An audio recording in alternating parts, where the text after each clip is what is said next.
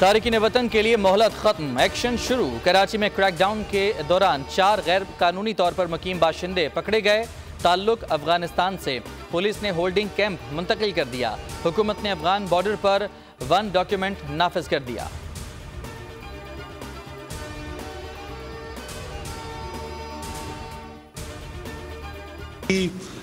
अमलाक हैं या lawful businesses हैं, उनके क्लेम्स जो है ना, ये सिविल क्लेम्स हैं और सिविल क्लेम्स के लिए हमारे पास सिविल इदारे मौजूद हैं, सिविल कोर्ट्स मौजूद हैं।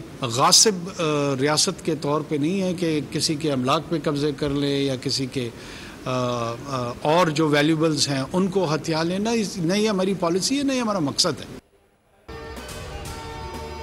किसी की जमीन या जायदाद पर कब्जा नहीं कर रहे, तारिकीन वतन वापस जाएं, वीजा लेकर आएं। निगरान वजीर आजम अनवारुल हक काकड़ का 2 टोक मौक़िफ़। कहा, हम जा रहे हैं, चाहते हैं कि मुस्तकिल हुकूमत आए। PTI पर इलेक्शन लड़ने की कोई पाबंदी नहीं।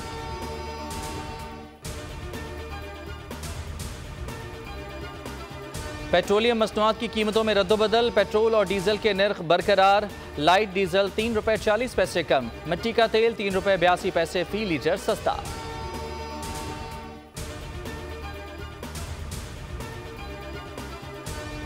हुकूमत का आवाम को एक और रिलीफ, LPG की कीमतों में कमी। नवंबर के लिए घरेलू सिलेंडर 117 रुपए 47 पैसे सस्ता, नई कीमत 2,962 रुपए मुकर्रर।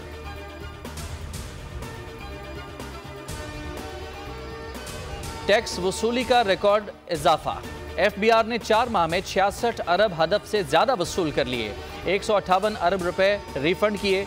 29 लाख अफराद ने गोशवारे जमा कराए। जाती उमरा में नून लीग की बैठक, फौरी इंतखाबात का मुतालबा, टिकट्स की तकसीम के लिए दरखास्तें तलब। एहसन इकबाल ने कहा, 2017 में नून लीग से लेवल प्लेइंग फील्ड छीनी गई। पीपल्स पार्टी को खुश होना चाहिए, सबको लेवल प्लेइंग फील्ड मिल रही है। हम हर वो इकदाम जो पाकिस्तान में सुप्रीमेसी ऑफ कॉन्स्टिट्यूशन और रूल ऑफ लॉ को इन्फोर्स करता हो और इंश्योर करता हो, उसको सपोर्ट करेंगे।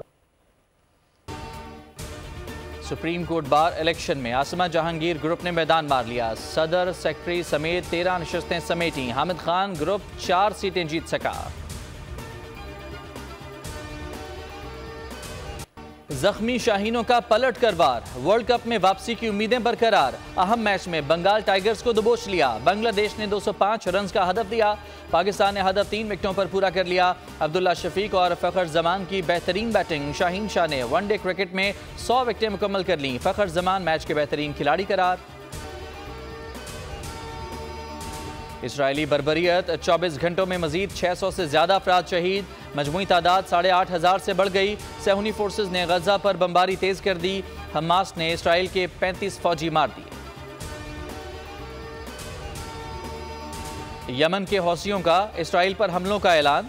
सरकारी टीवी पर फौजी सरबरा ने कहा कि गजा में इसराइली हमले जारी रहे तो हम भी हमले करेंगे। लाहौर में कॉलेज के बाहर से अगवा नौजवान बाजियाब, पुलिस ने वालिदैन के हवाले कर दिया। कार सवार तालिबे इल्म को जबरदस्ती और तशद्दुद करके ले गए थे। हेडलाइंस आपने जानी। किसी भी खबर की तफसील के लिए विजिट कीजिए bolnews.com और देखते रहिए बोल न्यूज। सब्सक्राइब करें और बेल दबाएं ताकि कोई खबर रह न जाए।